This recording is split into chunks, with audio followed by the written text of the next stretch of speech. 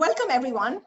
For all the parents that are watching this session today, please help understand if these questions have ever crossed your mind. Are online classes here to stay? If yes, what would online classes look like post-pandemic? Has the pandemic kind of given a push to our education system and pushed us in the inevitable future? If those questions have lurked around in your mind, please do stay tuned in while we speak to experts who will talk about their view of what future online classes will look like.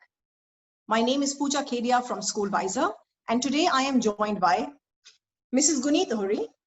Mrs. Ohri comes with an experience of over 3 decades and is currently the founder principal at Sun City School 37D.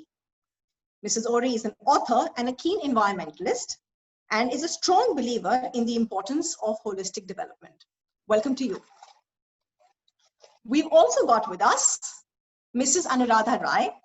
Mrs. Rai comes with a rich experience of 24 years and is a recipient of Teaching Excellence and Achievement Fellowship of the US Department of State and IREX, and the State Teacher Award by the Federation of Public Schools. Mrs. Rai is currently the principal at Ambience Public School, Gurgaon. Welcome, Mrs. Rai. We've also got with us Mrs. Rashima Ved Verma, who has around 20 years of experience in teaching and leadership in international education. She has worked with schools such as the Sri Ram School, Pathways, and is currently the principal at Prometheus School, an upcoming international school in Noida. A welcome to you as well, or should I say, bienvenue, since she is also been a French teacher for MYP and DP. I'm not sure if I pronounced that right, but I tried. All right, without any further ado, let's just quickly get started. If I may, Mrs. Rai, I'd like to start my first question with you. Simple question that I think comes in every parent's mind. In our opinion, in the opinion of an educator, do you think online classes are here to stay? And what would you ideally want for your school? Would you want a portion of the online classes to stick around, or you'd be happy once this is over and get back to physical classes? Yeah, I think, can everyone hear me? Okay. So, you see, when we talk about online classes, we have to be little kind of mindful of what we mean when we say online classes.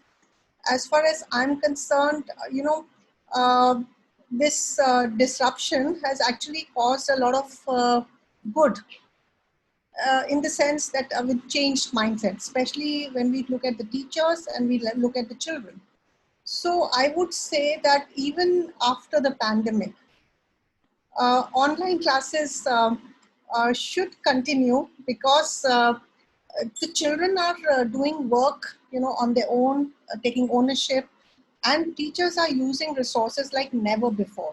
So as far as I'm concerned, when we talk about online classes, it is not the classes taken online, using technology, but it's a changed mindset. It's to make classes more engaging and do things where children are actively involved. So if we look at it like that, online classes, I think they are here to stay because we cannot go back to what we were doing earlier. Great. Thank you so much for that. And I think what you said there does resonate with me. There has been, so I've got 2 little ones of my own, and I see that independence factor that you've spoken about. Absolutely, it's come into play. So I think earlier we didn't have so much visibility into what's going on. The child would be away at school. But now with the child being around, I see the amount of independence that even a 6-year-old, 5-year-old has in terms of control over what classes they have, how they need to kind of operate their system, what is it that they need to do. So yeah, there has been a lot of positive as well. Thank you so much for that. Mrs. Ohri, if I could come to you. During our introduction, we mentioned that you were somebody who believes in holistic development, holistic learning. Do online classes actually support holistic learning? And please help our parents understand with an example. It would be really great if you can quote something of what you witnessed in schools in your area. Sure, absolutely. See, I am absolutely very clear, and I completely understand and connect with what Anuradha has just spoken. It is here to stay, the online mode, and why not? Because it gives the student and the educator the opportunity to connect through the entire day. Actually, you see, when you're talking about holistic learning, we had limited ourselves to the school hours where the child, if he had any issues with, let's say, an assignment that he had to do, we as a school promote a lot of project based learning. So when these projects were given to the children, whatever queries, whatever issues they had would come once they would reach home and examine their project. So very often it has happened that when they come back the next year, the enthusiasm was sort of, it had waned off, it had gotten lost. While now what I'm seeing is, because I happen to teach myself, I'm teaching them, geography myself. So I have seen them connecting with me on the virtual platform and writing to me, ma'am, can we have a meeting with you? So the initiative develops their skill set, their communication, their need to, perform better. And it has happened that they are the ones, when I'm sitting on the screen, I'm not as tech savvy as they are. They are the ones who are guiding me on the platform. Okay, ma'am, go to those 3 buttons. They will show stop recording. They will show you change background. So what is this? This is their development. They are learning. And with the AI concept coming into education in more ways than never before, I think what else is holistic development? I mean, online space is just the right place. Just a few challenges which I think we can discuss later, but I think it's extremely important that where you talk of holistic development, we need all platforms, and this platform in a blended format is here to stay. Perfect. So I think I hear 3 key things that you said: initiative, availability, and communication. I think all those do kind of combine together to be able to give that holistic development to our children. And the other thing that you mentioned, which is something I've heard a lot of educators talk about, is blended learning. And I think we'll come to that. And while there is definitely merit in that, face-to-face interaction, the child actually being there, but I think the pandemic has put us in a situation where we have jumped 10 steps, 15 steps ahead and gone into a space which was anyway, staring at us sometime in the future. Thank you so much for that. Rachima, if I could come to you with a slightly different question. So, help our parents understand. So when the pandemic is over and when physical classes open up, what would online classes really look like? And I know Mrs. Rai kind of mentioned that, online classes are not just the child and the teacher at home. What are the possible scenarios? So one scenario that I can think of is obviously what goes on today, which is the child and the teacher is at home and you're delivering content online. The other is that the child and the teacher are in school, but the content is still delivered through technology. What are the other possibilities, and of these, which one do you see kind of striving, and just throw a little light about that?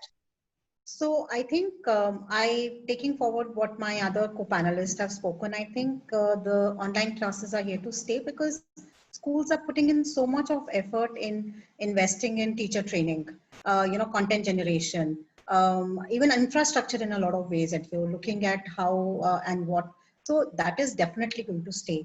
Now, what is a form that it is going to take? We've all been talking about blended learning, and that is a model that will continue to stay. But more than that, what you have also mentioned, technology will play a huge role. Those resources that have been created, the success stories that have been generated will continue. That means the portals that we are using to deliver online classes today, they will continue to be used. The interaction within the classroom will also be through the online model much more than what it is just face to face. I think one thing that that has been my observation, and I'm sure others will also have had similar observation, is there are a lot of children who for some reason are very quiet in the classroom, who usually don't do well in the classroom. These are the children who are the big success stories in the online model. And it's a very interesting study because I think being in that secure home environment and the ability to look at the lessons later on, because these are recorded and they're available to the students, and a lot of them also like to go back and look at them again. It gives them a whole new way of engaging with the content. You don't have to be writing down notes. You could just be listening, you could just be collaborating, you could just be ideating, and you can go back and you can take down your notes. So we are also addressing many needs that were the challenges that were faced in face-to-face teaching. But although I think in a lot of ways we did it, but never knew the solution will come out in such a way. But now that the solutions have come out, I think schools are definitely going to keep on. It also helps you curate content, which allows you to give kind of a minimum level of, like a benchmark to say that yes, at least this much every child will get, because now we have curated content, and then it's a skill of the teacher of how to take that curated content forward. So, I think with the AI and the availability of great online content that can support teaching, blended learning and technology to be used within the classroom once the schools open. I'm not even sure how the schools are going to look like once they open. Parents are understanding the value of it. In a city like Delhi, where distances are huge, children usually travel a lot of distance, or they are forced to pick up schools closer to where they are living because of distance. That kind of boundaries are broken now. And a child who spends 1 hour, 1.5 hours in a bus each way the parent would want that to continue? I don't think so. So the fact is that we think that once the school building is open and government allows and situation has changed, everybody will want to come back. I'm not very sure about it. I think that is something that is going to change, and change in a big way. Great, and I love what you said about boundaries being broken, and I think that's very valid. Now we've seen so many online cases, online courses that is bringing into action. People sitting here are, who probably couldn't afford going to a US and going and studying in Harvard, are doing a lot of online courses now to get that exposure. So I think what you said was very valid. Just got a quick follow-up on what you said, specifically for your school, because you have an international school. Is the scenario very different, or did international education at your school anyway rely very heavily on technology earlier as well? See, it did. International education relies very heavily on technology, especially the MYP that we are looking at offering, because it has an e-assessment at the end of grade 10. That means the children completely work on a online portal. The exam is answered there. The exam paper comes on the screen. It's an on-screen examination. So that way it was there. But the kind of push that it has given, because you could work on the laptop, but you did not have to be directly using the online resources. See, the one thing that is important to understand is that the online teaching is not the same as offline teaching. The experience of the teacher in a physical environment really carries through. Even very experienced teachers with after years of experience don't have to plan out minute to minute, and they can still do a great job of maneuvering the entire learning experience. The online teaching, on the other side, actually gets you to really think very carefully about every minute. How are you going to engage? In school, you have children seated, and they are bound to be seated there. In an online environment, you can't force that. A child, if he's not engaged, will just switch off the laptop and say, my Wi-Fi is not working, switch off the camera. There are many things that can go wrong, and you actually are literally helpless to catch hold of the child. So you need to think about what, how, and why, and how am I going to engage this child minute to minute. So you have to have, your activities in place. You have to have, know that the technology can fail you. So you need to have your recorded sessions. You have got to have your videos. So there are a lot of preparation that goes into it. And I think that is something that this lockdown has given us, that push. So while we were always using technology, but not that planning was not to that extent. Great, thank you so much. And I think that's been quite valuable. Another thought that kind of comes to me from that, and Ms. Zohri, if I could come, get your thoughts on this.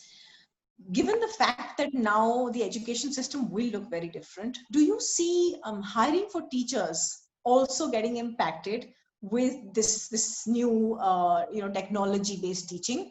Or do you think that no, you will still go ahead and hire people who've kind of got experience with teaching, and then you internally train them and make sure that they're up to speed in terms of use of technology? What would your strategy as somebody who heads a school be now?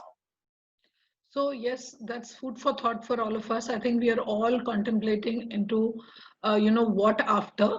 With the blended scenario or with the online, teaching in the synchronous form. See, there are two parts to online education. When we're talking of the asynchronous form, it's all emails and all that was happening. PPTs were being made and shown later and in classroom. That was a different thing. Considering now that we have to be on the job, our requirement would be to have teachers which maybe could be fewer in number, but the expertise that they would have would be far higher, considering the number of the class strength would not be such a challenge. Having said that, I personally feel that facilitators, or I don't like to call them teachers, I like to call them facilitators, because they are the ones who have to change the mindset of their own learning and become people who facilitate learning and learn on the job with the children. So yes, there is an expected change that might come in if it is wholly online. I don't see that online learning will remain forever. I'm just praying and hoping that it doesn't, because the physical connect cannot take the place of anything else. The mental well-being of the social animal that the human being is, the physical activities that the child indulges in when he or she is in a group, there is no replication for that. Imagine having a school where, I mean, you may as well have an Alexa teach you. It's something like that. So I don't see, and I don't want it to happen, but definitely a certain component to which we will never, sort of let go. We'll want to have it there with us. That is a combination that I'm willing to, put my bets on, than saying that we go completely online, and lose that personal connect, which really is needed. Children, I mean, I remember my children, I remember my teacher for the difference she made to me when she spoke with me when I was in a bit of a mess or I needed help. Same way the children need to talk to each other. What happens to that? So I personally feel that yes, we will need to hire people. We may hire lesser, but we will need a combination. It cannot be just somebody who is a pro as an Alexa is, if that's what it really means. Yeah, right. Thank you so much. I think you've kind of taken this a notch up, and what you've spoken about is basically a robot or a machine teaching our children. What we've got today is the other side of the screen. There is a human present, and I'd like to come to you, Mrs. Rai. I know you raised your hand, so I'll let you complete what the thought that you had. But soon after that, also help us understand with the human being on the other side, and the online classes kind of looking like what we have today. Help me understand what is that one effective key thing that you would like to hold on to, you'd like to retain, and what is that one thing about online classes that you personally for your school will be happy to put an end to once physical classes over? Sure, thank you. So just, adding to what Guneet just said, see, technology will always remain an enabler. So yes, going forward, now that we've experienced something unprecedented like this, we would be mindful. So we always, I think, as administrators, looked for people with a growth mindset. And, ours also being an inquiry-based, learning. So we needed people who could, use resources, which are available, and be open to experimenting. So that was always a given. But yes, we've had, it's a balance. So this can be taught to anybody. But as Guneet said, what is for me, what is the key for a teacher's this thing? Yes, domain knowledge and everything is important. But more than that, it's the attitude, the growth mindset. So I think for a teacher, we will always look at those things. That is important. Of course, the training can be given. Yes, we will. I mean, if we can have somebody who's already trained and is doing a great job, yes, but it can also be done, after induction, and we already have those processes in place. So it cannot be like what Guneet said, that, just having, Alexa teaching our children, because, enough evidence is there to show that children learn best when they are happy and when they feel loved. So that element cannot be replaced by by a robot or by a machine, whatever you may do. So that is the key for me. And you see, as I said at the outset, that some of the things I always dreamed about my teachers doing it. We had done so many workshops, so much of hand holding, but they would still stick to, in some ways, hesitant about doing those assessments online, using such beautiful resources, Padlet, and using Google Forms, using quizzes to, at the end of the class, just to recap. And they would do it, but not so often. And today I see it today I visited 4 different classes, and in 3 of them they were using this, for KWL charts. Somebody's using a Padlet, somebody's using that interactive whiteboard, and on that they are doing, and the children coming up, and it was such a joy for me. So I think all this is going to stay. So when again coming back to what I said, that online doesn't mean like this kind. So it's about using those resources, making it engaging. So this part is here to stay. Now where we have reached, we cannot go back. And I would want my teachers to continue using these resources, and also keep that connection, as I think one of the panelists said, that it's not have those boundaries. So 1 or 2 of my children who had gone to Rohtak or somewhere else, it didn't matter. They are all connecting from wherever they are. So you see, it's so beautiful if you look at it like that. Right, Yeah. right. So essentially what I hear you say is, in terms of advantage, or in terms of something that you hold on to, is technology being the enabler, being able to give you that vast spectrum of things that you now, or well, not things, content that you now have access to. But I love what you said also about keeping the human element in the technology. So making sure that when you do hiring, or when you're looking at teachers, you're looking at them as facilitators, you're looking at them as somebody who can connect with your children. And I understand that, especially coming from you, because you've got pre-primary and middle school, that you've primarily looking at now with Ambience. Gunichi, I saw a raise of hand. If I could get your thoughts as well. You're on mute. We can't hear you. And fortunately for us, our schools are already equipped with the technology, you see. So if we have to combine, it wouldn't be a challenge. In fact, it would add on, because the technology enabling that Anuradha is talking about, the schools are already equipped. Our schools, at least the 3 that are here, I'm sure, we are fully equipped with our smart boards, and our teacher training has happened on the Microsoft whatever platform, or whether Google.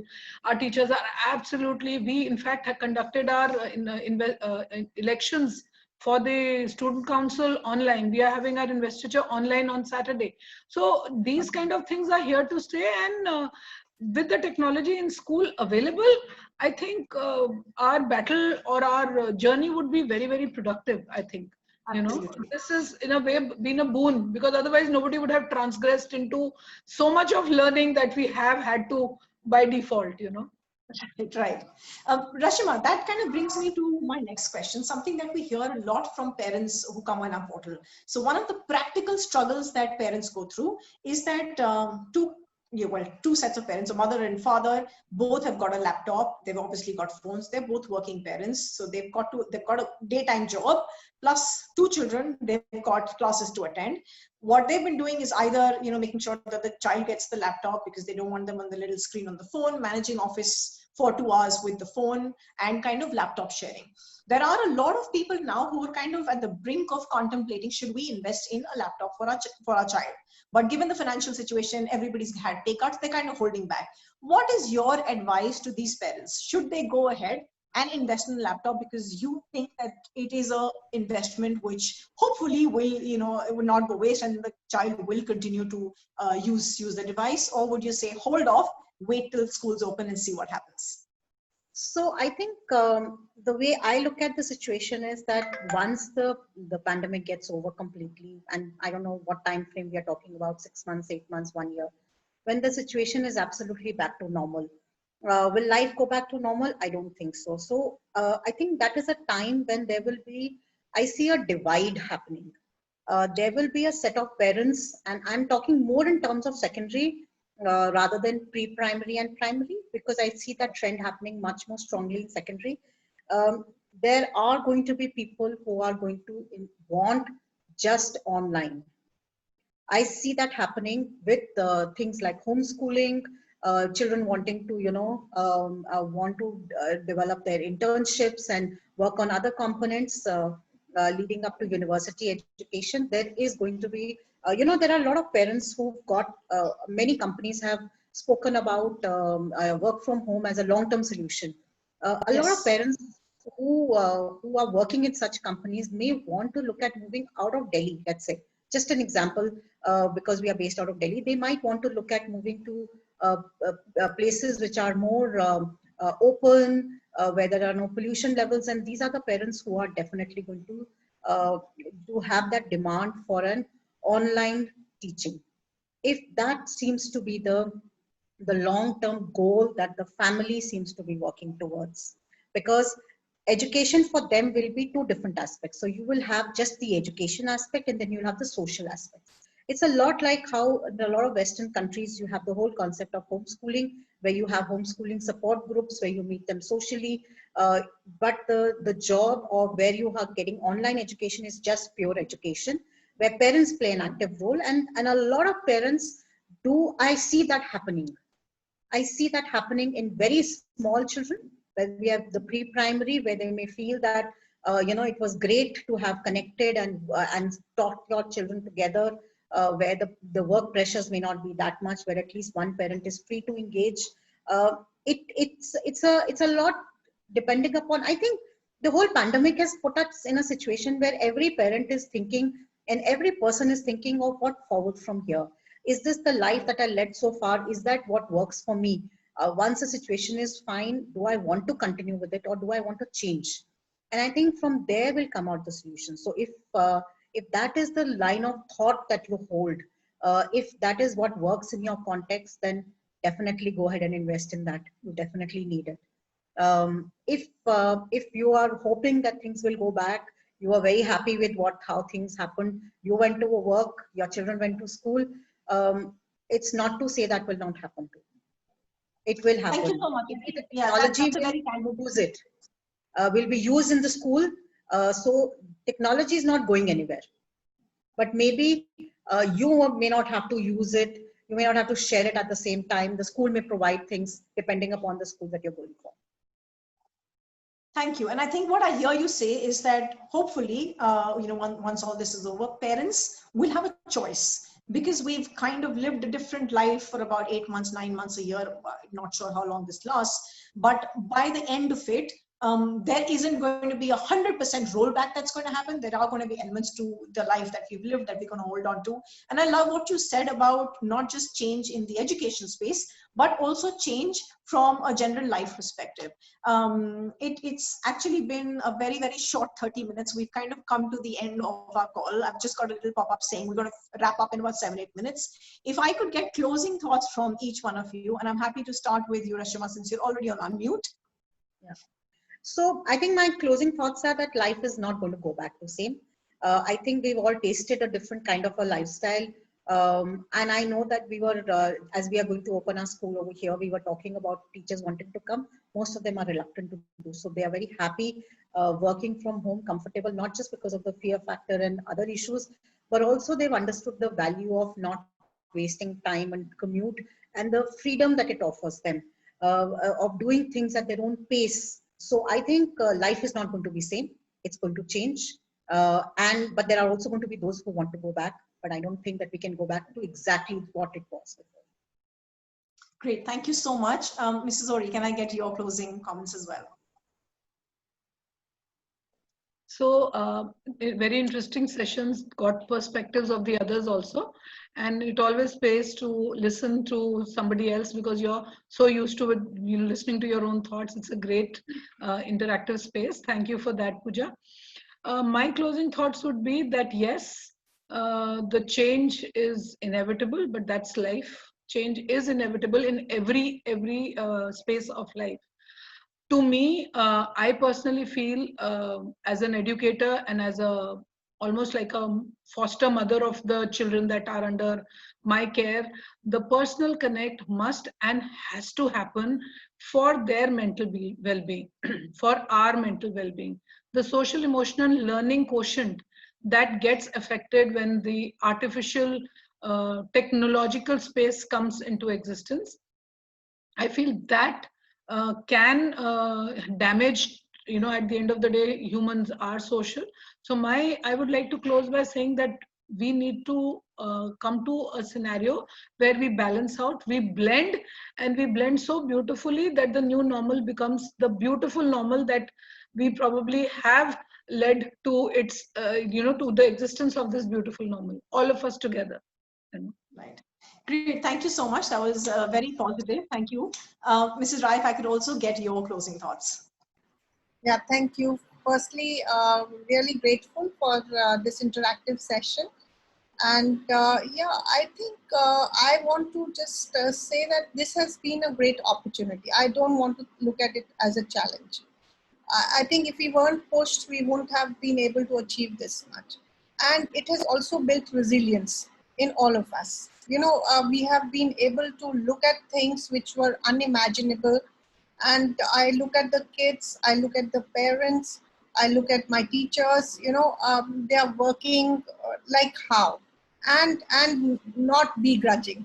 So I think that is for me a big positive. Whatever happens, inshallah, we shall overcome. And I'm sure things are only going to get better going forward. Lovely. Thank you so much for that. It's been absolutely wonderful to talk to all the three lovely ladies here. And I think what you all said resonates with a lot of, what I've heard with educators. I think there is a great amount of positivity. And the situation that time has kind of put us in, the only way to move forward is to look forward. So on that note, I'd just like to quickly summarize for the parents who are watching this video. Yes, there are challenges with online education. Yes, there are reservations that you as parents have, but that's a discussion for another day.